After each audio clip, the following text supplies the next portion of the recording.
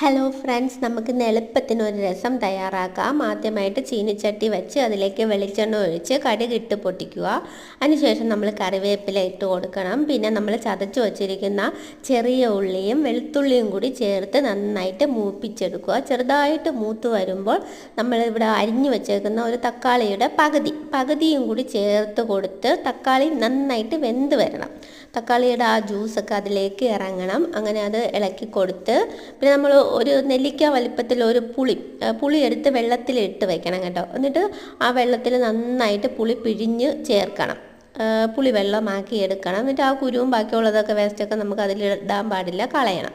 എന്നിട്ട് ആ മൂത്ത് വരുന്ന തക്കാളിയിലോട്ട് മഞ്ഞൾപ്പൊടി, കുരുമുളക് പൊടി, മുളക് പൊടി, മല്ലിപ്പൊടി എന്നിവ ചേർത്ത് നന്നായിട്ട് മൂപ്പിച്ചെടുക്കണം. ചെറുതായിട്ട് മൂത്ത് വരുമ്പോൾ നമ്മൾ ഈ പിഴിഞ്ഞ് വെച്ചേക്കുന്ന പുളിവെള്ളം ചേർത്ത് മിക്സ് ചെയ്തെടുക്കുക. എന്നിട്ട് നമ്മൾ അതിലേക്ക് എന്ത് ചേർത്തിട്ടില്ല, ഉപ്പ് കൂടി ചേർക്കണം.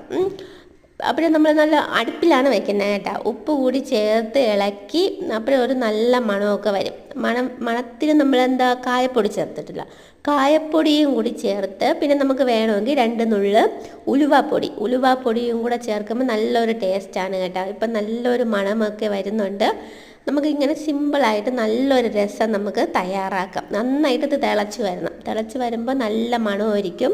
നമുക്ക് ഈ രസം വെറുതെ കുടിക്കാനും നല്ലതാണ് കേട്ടോ.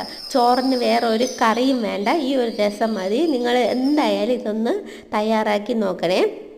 പിന്നെ നമ്മളെ വീഡിയോ ആദ്യമായിട്ട് കാണുന്നവരാണെങ്കിൽ ഒന്ന് ലൈക്ക് ചെയ്യണം, സബ്സ്ക്രൈബ് ചെയ്യണം, നമ്മളെ സപ്പോർട്ട് ചെയ്യണം കേട്ടോ. Okay, by.